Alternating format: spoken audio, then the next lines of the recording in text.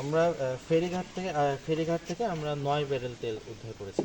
9 barrel তেল উদ্ধার করার পরে আমরা ওনাদের কাছে লাইসেন্স আছে কিনা জানতে চাই। তার প্রেক্ষিতে আমাদেরকে লাইসেন্স দেখাতে পারেনি, বিস্ফোরক লাইসেন্স বা তেল বিক্রয়ের লাইসেন্স।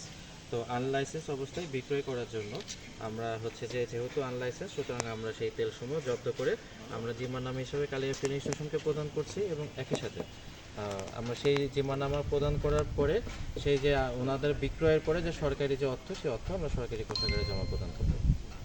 নিয়ন্ত্রণ আইনের 3 ধারা লঙ্ঘনের দায়ে 6 ধারায় 10,000 টাকা অর্থদণ্ড প্রদান করা হয়েছে, অর্থদণ্ড পরিশোধ করেছে।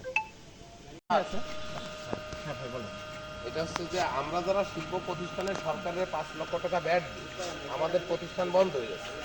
আর আমরা এই তেল তো ক্রয় করে নিতে চাই। যেহেতু আপনি জব্দ করেছেন, আমরা এই তেল এখন ক্রয় করে আমাদের প্রতিষ্ঠান চালু রাখতে চাই। সেটা হচ্ছে এই তেলটা থাকবে আপনাদের যাদের জি, আপনারা হচ্ছে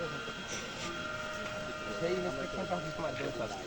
মানে হচ্ছে যে আপনাদের যেহেতু ব্যবসা প্রতিষ্ঠান, জি ব্যবসা প্রতিষ্ঠান কৃষিকাজ যাতে বন্ধ না হয়, জি জি এ বিষয়ে সবসময় ওনাদের সাথে কথা বলি। অবশ্যই। কথা বলতে অসুবিধা নেই। আপনি কিছু কি নাম আপনার?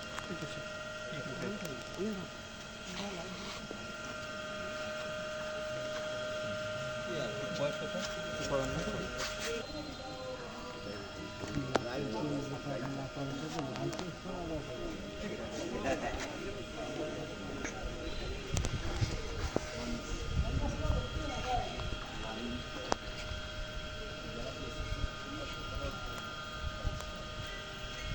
আসলে আমরা কোনো কিছু সেগুলো ট্রেস পাচ্ছি না।